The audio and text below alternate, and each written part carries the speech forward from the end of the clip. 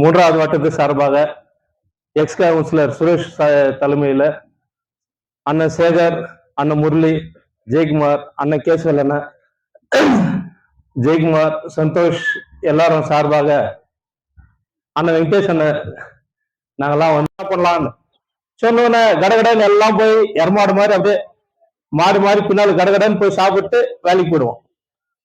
இப்படி இருந்த காலகட்டத்தில் இன்னைக்கு உண்மையை அறிஞ்சு இன்னைக்கு ஒரு கண்டிஷனுக்கு நம்மளால சாப்பிட முடியாது, இந்த சம்பளம் பத்தாதுன்னு நம்ம எல்லாம் வெளியே ரோட்டுக்கு வந்துக்கிறோம். உண்மையிலே சந்தோஷம். ஆனா உங்களுக்கு உங்களுக்கு நீங்க என்ன வேணா நினைச்சுங்க. ஆனா என்னன்னா இன்னைக்கு டெய்லி ஒரு லீடர் உங்ககிட்ட வராங்க, எல்லாம் சந்தோஷமா பேசுறீங்க, அவங்கள ஒருத்தர் வாழ்த்துறாரு, நீங்க சொல்றீங்க என்ன பண்ணுப்பாங்க. அடுத்து இதுக்கு நெக்ஸ்ட் ஒரு எம்எல்ஏ எலெக்ஷன் வரும், எம்பி எலெக்ஷன் வரும். அன்னைக்குன்னா இந்த எல்லாரும் கேட்க முடியும் இல்லையோ, உங்களை பெரும்பான்மையா ஒரு லீடரை செலக்ட் பண்ணி வச்சுக்கிறீங்களே, டிசெல் ஆகட்டும், எக்ஸ் கான்ட்ராக்ட் ஆகட்டும், அவங்க எல்லாம் வர்ற லீடர் கிட்ட எங்களுக்கு இதெல்லாம் கோரிக்கை, நாளைக்கு இதெல்லாம் செஞ்சு கொடுத்தா நான் ஓட் போடுவோம்னு கேளுங்க. ஏன்னா வர்ற லீடர் கிட்ட நீங்க என்ன பேசுறீங்கன்னா, அவர் 500 நீங்க 1000 1000 அவர் 2000 அதுக்கு நீ ஓட்டை வித்துருவ. ஆனா இன்னைக்கு வந்து உக்காந்துக்கின்னு ரோட்ல எவனும் தெரியல லீடர்னா அவன் இன்வெஸ்ட்மெண்ட் பண்றான் காசை இன்வெஸ்ட்மெண்ட் பண்ண எம்எல்ஏ ஆகட்டும், எக்ஸ்எம்எல்ஏ ஆகட்டும், நான் கூட எஸ்ராஜன் சார்பாக ஓட்டு கேட்டுக்கிறோம். காசு செலவு பண்றாங்க, அதை எடுக்கதான் ட்ரை பண்ணுவான் லீடர், வெளியே சொல்லலன்னா கூட. இன்னைக்கு 10 லட்சம் செலவு பண்ணா அதை 15 எப்படி வீட்டுக்கு எடுத்துட்டு போறது இருந்தா யோசிப்பாங்களே கண்டி. உனக்கு 10 லட்சம் செலவு பண்ணிட்டு நீ வேலை செய்வாங்களா? நீ ஓட்டுக்கு காசு வாங்கிடுவ, எல்லாத்துக்கும் காசு வாங்கிட்டு ஊர்ல லீடர் சரியில்லை, எவனும் தெரியல இந்த ஊர்ல, எங்களை யாரும் வந்து பாக்கலன்னு ஃபர்ஸ்ட் நாள் 3 நாள் 2 நாள் 3 நாள் நீங்களும் எல்லாரும் திட்டுவீங்க, யாரும் வரல. நீங்க இன்னைக்கு எல்லாரும் தேடி உங்களை தேடி வந்துட்டோம், ஏரியா சார்பா நாங்க வந்துட்டோம். இன்னைக்கு நீ முடிவு பண்ணோம் நாங்க என்ன அடுத்த கட்ட போராட்டம் நாங்க எப்படி எடுத்துன்னு போறோம்ட்டு. இன்னைக்கு ஏன்னா லீடர் யாரும் வந்து உங்க குறைய கேட்கல, யாரும் உங்க வீட்டுக்கிட்ட வரல, அதே யாரும் வரலன்னு துச்சிங்க. உங்களுடைய பவர் உங்களுக்கு என்னான்றதை நீங்க உணர்ந்துக்கணும். ஏன்னா எந்த லீடர் வீட்டுக்கிட்டே போயிருந்தீங்க, எங்களுக்காக நாங்க போராட்டத்துல உட்காந்துக்கிறோம் வாங்கன்னு யாரையும் கூப்பிடல. நீங்க உட்காந்து ஒரே பயத்துல ஒரு சின்ன கால்குலேஷன் சொல்றேன், நீ நினைச்சுன்னு இருக்க நான் ஒண்டிதான் ஒரு ஓட்டு நாங்க உட்காந்துக்கிறேன் எல்லாம் இது அப்படி இல்லை. அது என்ன கால்குலேஷன்? உன்னை சார்ந்து உன்னுடைய மனைவி, உன் மனைவி வீட்டுல அவங்க அப்பா அம்மா, உன் வீட்டுல உங்க அப்பா அம்மா, இல்ல அண்ணன் தம்பி, எப்படி கணக்கு போட்டாலும் 10 ஓட்டு. இங்க வர்ற லீடருடைய கண்ணுக்கு அந்த 10 ஓட்டு தான். அந்த 10 ஓட்டு யாரு வாங்குறது? நானே வந்து பந்தல்ல உட்காந்துக்கிறேன், நான் அங்க வந்துடுறேன் இங்க அது இல்ல. உன்னுடைய கஷ்டத்தை நீ நெக்ஸ்ட் என்ன பண்ணணும்? ஒரு அதிகப்படியா வயசுக்கிறீங்க, உங்களுக்கு நல்ல சேலரி மட்டும் தான் எதிர்பார்க்கணும். அப்பாயின்மெண்ட் சின்ன வயசுக்காரருக்கு அடிக்கிட்டோம். அப்படி யோசிச்சு மேனேஜ்மெண்ட் பேசி தீர்வு காணா நல்லா இருக்கும். ஆனா உடனே இந்த இது லீடர் ஒன்று பேசுறாங்க, கான்ட்ராக்டர்கிட்ட இங்க எம்பி வந்து பேசுறாரு, அவர் விஷயம் தெரிஞ்சுதான் பேசுறாரா தெரியாத பேசுறாருன்னு தெரியல. ஏன்னா இங்க இருக்கிற டீசல் எக்ஸ்ட்ரேனி எல்லாரும் எடுத்து வந்து பர்சனல் டிபார்ட்மெண்ட்ல இன்டர்வியூ எடுத்து மெடிக்கல் சர்டிபிகேட், மெடிக்கல் செக்அப் கூட மெடிக்கல் சென்டர்ல குறைஞ்சது 10 பேர் மேல ஆயிருக்கும்னு நினைக்கிறேன். லாஸ்டா தான் கொஞ்சம் சிவில் ஹாஸ்பிட்டல் வாங்க சொன்னாங்கன்னு நினைக்கிறேன். அப்படி இருக்கும்போது எங்கெங்கயோ வேலை செஞ்ச இந்த தொழிலாளி நீங்க வந்து உட்காந்துக்கிற ஒருத்தரும் வந்து பெம்மல்ல வேலைக்கு சேர்ந்த ஒரே காரணம் என்னன்னா பர்சனல் டிபார்ட்மெண்ட்ல இருந்து கூப்பிட்டுக்கிறாங்க. இன்னைக்கு இல்ல நாளைக்கு நீங்க வேலை கிடைச்சிடும். வால்வோல செஞ்சிருந்தவங்களோ இல்ல பெங்களூர்ல பிளேட்ல செஞ்சிருந்தவங்களோ இல்ல சென்னையிலயோ ஏதோ ஒரு நல்ல இடத்துல வேலை செஞ்சிருந்து கூட வேலை விட்டு வந்த ஒரே காரணம் என்னன்னா பர்சனல் டிபார்ட்மெண்ட் பெம்மல்ல இருந்து கூப்பிட்டுக்கிறாங்க வேலைக்கு.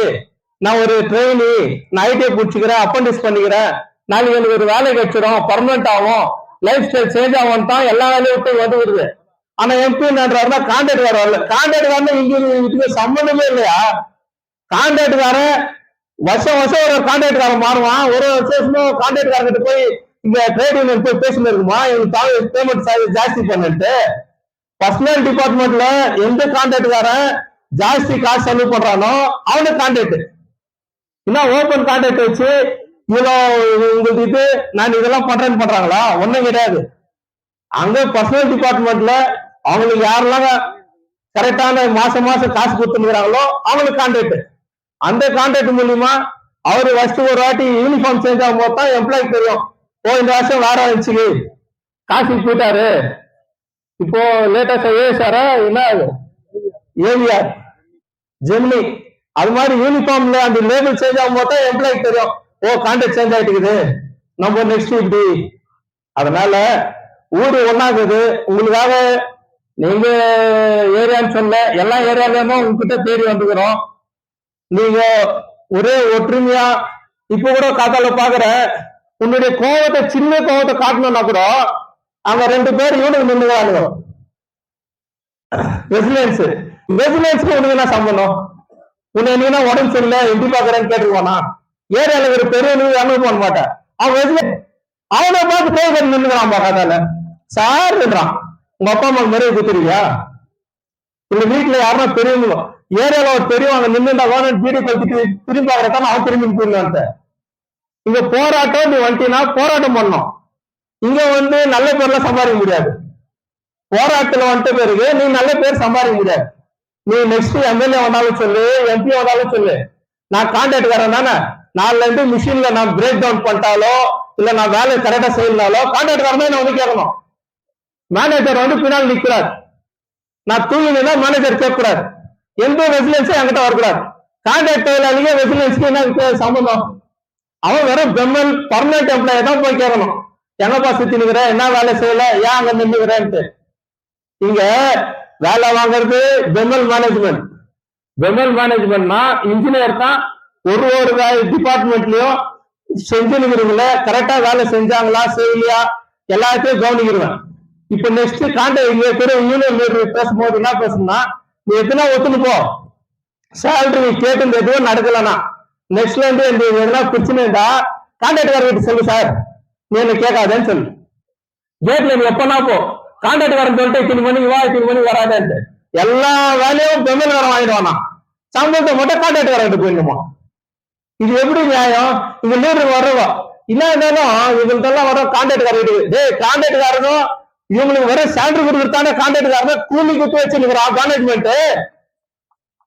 மேனேஜ்மெண்ட் வச்சிருக்கிறது கூலி குத்து. நீ நான் குத்தேன்னா நாளைக்கு எதனா ஒருத்தர் நான் மாட்டிக்குவேன், அப்பாயின்மெண்ட் கொடுக்க வேண்டியதாயிடும். அதனால கான்ட்ராக்ட்காரன் செயல வச்சு ஏமாத்தினுக்கிறான் ஜனத்தை. அதை விட்டுட்டு அதை புரிஞ்சுக்காம இங்க வர லீடர் கான்ட்ராக்ட்காரனை கருத்து மாட்டாச்சுடானா. கான்ட்ராக்ட் எம்பி சொல்றாரு, அவரு ஒரு எம்பி ஜெயிக்கிறதுக்கு முன்னால ஒரு கவர்மெண்ட் ஃபேக்டரியில பேசும்போது அந்த கான்ட்ராக்ட் எம்ப்ளாயி என்ன ஸ்கீம்ல வேலை செஞ்சுக்கிறான், கம்பெனி எப்படி இயங்குது, நம்ம என்னத்த பேச போறோம் யோசிச்சு பேசணும். நீ அதுவும் கேட்காத ஓட் போட்ட காசு வாங்கல. அந்த எம்பி சொல்றாரு, கான்ட்ராக்ட்காரர்கிட்ட பண்ண போன் எடுக்கிறாரு, என் பேச்சுக்கு மரியாதை இல்லைன்ட்டு. ஒன்னும் மரியாதை இல்லை. இதே குமாரசாமி அண்ணா வந்தாலும் சரி, எந்த லீடர் வந்தாலும் சரி, இல்லை ஏமாத தான் ட்ரை பண்ணுவோம். நீ ஒற்றுமையா இருந்து தைரியமா போராடினா நல்லது நன்றே தரும். போராட்டம் என்னைக்கு தோக்கவே தோக்காது.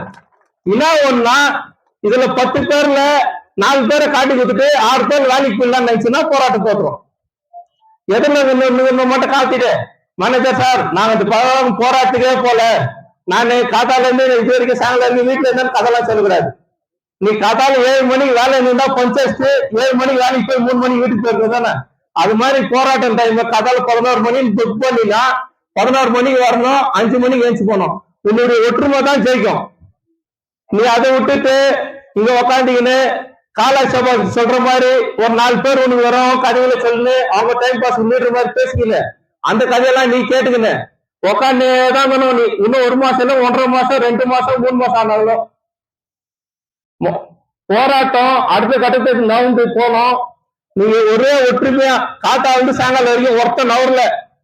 நெக்ஸ்ட் நான் என்னன்றேன்னா, நான் கூட பெங்களூர்ல வந்தா எங்க அம்மா கூட பேசிட்டு அவங்களும் வந்துக்கிறாங்க, எங்க எதிர்காருக்கு ஸ்ட்ரோக் ஆயிட்டு நடுவுக்குள்ள அவங்களும் வந்துக்கிறாங்க, நானும் வரேன்லாம். நாங்க என்னன்றோம்னா எல்லாம் ஒற்றுமையா எந்த போராட்டினாலும் பண்ணலாம். போராட்டம் பண்ணோம், போராட்டம் பண்ணா கேஸும் விழும், எல்லாம் விழும், எல்லாத்தையும் பார்க்கணும். நான் என்னன்ற, நீ யாரை கேட்கணும்னா ஒரு நாளைக்கு கேஜிஎஃப்ல இருக்கிற எஸ்பி டிஎஸ்பி இவங்களுக்கு வேணா லெட்டர் கொடு, நீ ஒரு நாள் போராட்டத்தில் உட்காருன்ட்டு. ஏன்னா ஊர் இல்லைன்னா அவங்க இல்ல, பிஜேபி போராட்டம் நடந்துச்சோ நடக்கலையோ. இன்னைக்கு இந்த ஃபேக்டரியை காப்பாற்றணும்னா இந்த ஃபேக்டரியில குறைஞ்சபட்சம் எக்ஸ்டர்னல் ட்ரெயினி, டிசிஎல், சப்கான்ட்ராக்ட் இவங்களால தான் ஃபேக்டரி நடக்கிறது. அதனால இந்த போராட்டத்தை நல்லா ஸ்ட்ராங்கா நல்லபடி எப்படி நீங்க நடத்துறீங்களோ நீங்க வெளியே வந்தது பிரச்சனை இல்லை. போராட்டம் முடியும் போது ஜெயிச்சிட்டீங்களோன்ற இது வெறிதான் இருக்கணும்.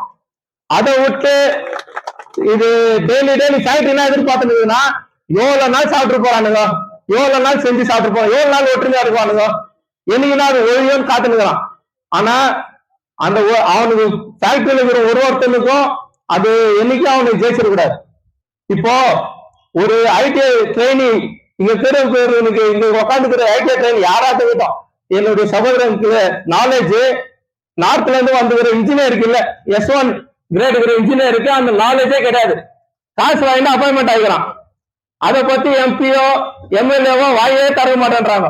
ஃபேக்டரி பத்திய மாத்தாடுಬೇಕோ ஓபன் கால்ஃபர் வைக்கிறான். எவனே ஒருத்தனை காசு குத்திட்டு வேலைக்கு வச்சுக்கிறான்.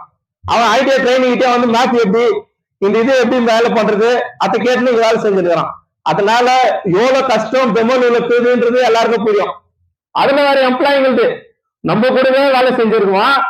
வேலை செஞ்சு நம்ம கிரேட்ல இருந்து என்ன விஷயம்னா ரொம்ப பேர் மைனிங் இல்ல வெளியே எங்க நம்பிச்சே இல்லையோ இந்த எஸ்எஸ்பி ஒர்க் ஷாப்லயும் ரயில் கோச்லயும் என்னன்னா யாரெல்லாம் மேனேஜருக்கு டீ வாங்கி போய் கொடுத்தான், யாரெல்லாம் மேனேஜருக்கு வீட்டு வேலை செஞ்சா அவனுக்கு அப்பாயின்மெண்ட் ஆயிடுச்சு. அவன் நடிக்கிற நடிப்பையே பார்க்க முடியல. அவன் அப்படியே நம்ம போனோன்னு நம்ம எங்க மாற்று உலகத்துல இருந்து கேன்டீன் வந்துட்ட மாதிரியும் அவன் வேற இதுல இருந்து வந்து மாதிரியும் அப்படியே எம்ப்ளாய்க்கு தனியா பார்க்கணும். அதனால இந்த போராட்டம் முடியும் போது எல்லாத்துக்கும் ஒரு தீர்வு வேணும். எல்லாத்துக்கும் முடிவு பண்ண போனோம். ஏன்னா ஒரு டீஷர்ட் தொழிலாளி நல்ல துணி போறது எம்ப்ளாய்க்கு ஆகுதுல. அவன் எம்ப்ளாய் ஆனு வீட்டு லோன் அந்த லோன் இந்த லோன் எடுத்து தெருவுக்கு வந்துடுறான். டீசல் அதே பண்டால போனோம்னா அவனுக்கு அது பார்க்கறதுக்கு கூட ஏற்றுக்க முடியல. நம்ம எப்படி கேட்டோம்னா நம்ம துணி போட்டு கேட்டோம். அதனால இந்த போராட்டம் என்னன்னா நல்ல மாதிரி உங்களுடைய ஒற்றுமை. நான் இப்ப கூட சொல்றேன், நீங்க எல்லாரும் காத்தால வந்து சாயங்காலம் வரைக்கும் ஒற்றுமையா இந்த இடத்துல உட்காந்துங்கன்னா தான் அவங்க ஒற்றுமை ஜெயிக்கும். அந்த விஜிலன்ஸை பார்த்தா ஏன் நின்றுகிறேன்னு கேளு, நீங்க ஏன் நின்றுகிறேன்னு கேட்கணும். அதை விட்டு சார் கையை எடுக்கூடாது. அந்த கையை எடுத்து அவனை பெரியால் பண்ணுகிறது. அவன் யாருக்கும் உதவாகிறான். இப்போ உன்னை பத்தி உன் ஃப்ரெண்டு எங்கன்னா போய் உணர்ந்து போது பேச எவ்வளவு திட்டுற, யானை என்னை பத்தி அவங்க கிட்ட போய் சொன்னேன்ற அந்த வேலையை சொல்றதுக்கு அவன் நின்றுக்கிறான். காத்தால இவ்வளவு பேர் இருந்தாங்க, 10 மணிக்கு இவ்வளவு பேர் இருந்தாங்க, 4 மணிக்கு இவ்வளவு பேர் தான் என்ன சார் இருந்தாங்க. அதுல ஒருத்தன் தான் சார் பேசினா இன்னைக்கு யாரோ ஒருத்தர் அப்பா பேசலாம் சார் மேனேஜ்மெண்ட் அவன் பேர் எம்னா காந்தி. நீ கேஸ் போடனா கேஸ பாத்துக்கலாம். ஆனா மேனேஜ்மெண்ட்டுக்கு நம்ம என்ன சொல்றதுன்னா நாளைக்கு எல்லாரும் வேலைக்கு வந்தா கூட கான்ட்ராக்டுக்காரர் தான் வேலை வாங்கணும். பெம்மல் டிபார்ட்மெண்ட்ல இருக்கிற ஒரே ஒருத்தன் கூட வந்து இவங்க வேலை செய்யணும்னு சொல்லக்கூடாது. நீ தானே சாப்பா சொல்ற கான்ட்ராக்டுக்காரர்கிட்ட போய் சம்பளம் வாங்கிட்டு கான்ட்ராக்டுக்காரன் ஒருத்தன் காத்தால ஒர்க் ஸ்பாட்ல ஒருத்தம் இவ்வளவு இது வெல்டிங் பண்ணுன்னு சொல்லிட்டோம், கட்டிங் பண்ணுன்னு சொல்லிட்டோம், எல்லாமே கான்ட்ராக்டுக்காரன் சொல்லிட்டோம். கான்ட்ராக்டுக்காரன் நீங்க உள்ள இருக்கிறா சிவனா தம்மாசு கூட உள்ள வர முடியாது. கான்ட்ராக்டுக்காரன் அவன் வந்து யாரு என்ன வேலை செய்யறான்னு கேட்க முடியாது. ஆனா சம்பளம் கேட்டா மட்டும் கான்ட்ராக்டுக்காரன் போயிடணுமா? என்னடா இது நியாயம்? எந்த விதத்தில் நியாயம்? எல்லா வேலையும் பெம்மன் வாங்கிடுமா, ஆனா சம்பளம் போது மட்டும் கான்ட்ராக்டுக்காரர்கிட்ட போயிடணுமா? நீ என்னன்னா உனக்கு ஒரு அடியாளை வச்சுருக்கிற. இதெல்லாம் நடக்காது. மேனேஜ்மெண்ட் டிபார்ட்மெண்ட்டுக்கு நம்ம நல்ல மாதிரி சொல்றோம். நீ பர்சனல் டிபார்ட்மெண்ட்ல இருக்கிற எல்லாரும் நீ இதே முடிவு பண்ணிருந்தா நான் கூட நாங்க ஒரு யூத் சார்பாக கொஞ்சம் பேர் பேசினுக்கிறோம். நாங்க என்ன பண்ண போறோம்னா வீட்டு ஓட்டு கேட்கிற மாதிரி ஆபீசர்ஸ் குவார்டர்ஸ்ல வந்து உன் புருஷன் இவ்வளவு பேர் வாழ்க்கையில விளையாண்டுக்கிறான், அவனுக்கு கொஞ்சம் புத்தி சொல்லுங்க நோட்டீஸ் போட்டு உண்மையா கொடுக்கலான்னு பிளான் பண்ணிட்டுக்கிறோம். ஏன்னா போராட்டம் வேற மாதிரி போனோம். நாங்க உன்னை சண்டை போறதுக்கு வரல. உன் புருஷன் எங்கேண்டோ வந்து ஆபீசர்ஸ் குவார்டர்ஸ்னு ஒரு குவார்டர்ஸ், அந்த குவார்டர்ஸ்ல நல்லா கிளப்ல டெய்லி சாயங்காலத்துல குடிச்சிட்டு நல்லா நீனா கிரேட் ஆயிட்ட, எவனை ஏமாத்தி எவ்வளவு பேர வேலை வாங்கி நீனா கிரேட் வந்துட்ட. ஒரே 3 மாசத்துல நான் யாருக்கு வேலை இது போச்சு, ஏஜே வந்து டிஜே மாறினா, டிஜே வந்து ஜிஏ மாறினாட்டு ஒழு பிடிக்கிறது தர. அந்த வேலையெல்லாம் கொண்டாட்டிங்க கிட்ட நாங்க வந்து சொல்ல வேண்டிய நிலைமை வரும். அது வரக்கூடாதுன்னா நீ நல்ல மாதிரியா சிஎம்டிக்கு எடுத்து சொல்லணும். ஃபேக்டரி நடக்கிறது backbone, casual labour, TCL, external training தான், இவங்களால தான் ஃபேக்டரி நடக்குது. அதனால அவங்களுக்கு வேலை வாய்ப்பு ஃபர்ஸ்ட் ஏதாச்சும் பண்ணும். நான் எல்லாருக்கும் அப்பாயின்மெண்ட் பண்ண முடியாது, நாங்களே ஏத்துக்கிறோம். ஆனா சேலரி ஹைக் பண்ணு. இன்னைக்கு அரிசி ரேட்டு சேலரி ஹைக் எப்படின்னா நான் திரும்ப அடுத்து ஒரு போராட்டம் பண்ணி ஹைக்கிட்டு வரக்கூடாது. இப்ப நீ ஹைக் பண்ணினா அடுத்த 3 வருஷத்தை விட்டு அப்படியே சேலரி ஹைக் ஆகணும். அதுக்கான வழியை தீர்வு சொல்லு. நீங்க மட்டும் கூப்பிட்டு எம்எல்ஏ வந்துட்டாங்க, எம்பி வந்துட்டாங்க, சார் உங்களுக்காக ஒரு 200 ரூபாய் ஏற்றி கொடுக்குறேன், அதுக்கப்புறம் பாத்துக்கலாம் சார் அனுப்பிச்சிடக்கூடாது. இந்த போராட்டம் இது முற்றிலும் முடிவுக்கு வரும்போது சிவனா எந்த ஒரு காரணமான வேண்டுகோள் அடுத்து உங்களுக்கு வந்து சேலரி ஹைக்கு தன்னால நடக்கணும்.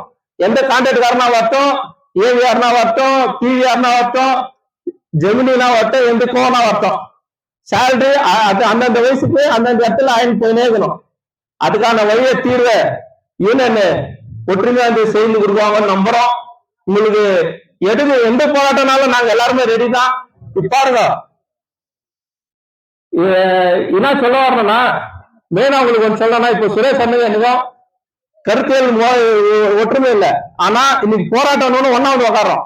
ஏன்னா இந்த ஊரு நீ இல்லைன்னா நான் நெக்ஸ்ட் எங்க அம்மா அப்பா பாக்குறதுக்கு கூட இந்த ஊர் இருந்தாதான் எங்க அப்பா அம்மா வந்து பாருங்க இந்த இடத்துல போயிருந்தா போக முடியும். அதனால அது புரிஞ்சுக்கோ. அவரு காங்கிரஸ்காரு, நாங்க ஆர்பிஐக்காரு, அவ்வளவு இதுவா சண்டை போட்டு மாதிரி கூட எலெக்ஷன் எல்லாம் சந்திச்சுக்கிறோம். ஆனா இன்னைக்கு உங்களுக்கு போராட்டம்னு ஒற்றுமையா வந்து இந்த இடத்துல நிக்கிறோம். ஒரே காரணம் என்ன தெரியுமா? நீ நல்லா இருக்கணும் தான். அதனால நீ ஒற்றுமையா நல்லா யோசிச்சு முடிவு பண்ணு. ஏதோ ஒரு வெக்கேஷன் வந்துட்டுக்கிற மாதிரி ஒரு பாதி பேர் தான் என்ன நடக்குமோ நீங்க உட்காந்துக்கிறீங்க, மீதி பேர் தூரத்துலயே உட்காந்துக்கிறான். இந்த சரௌண்டிங் போனீங்களாவே தெரியும் ப்ளூ ட்ரெஸ் ஓடுதுன்ட்டு. என்ன பண்ணுக்கிறீங்கன்னா மொத்தம் என்ன வேண்டா எதுனா வந்துச்சா?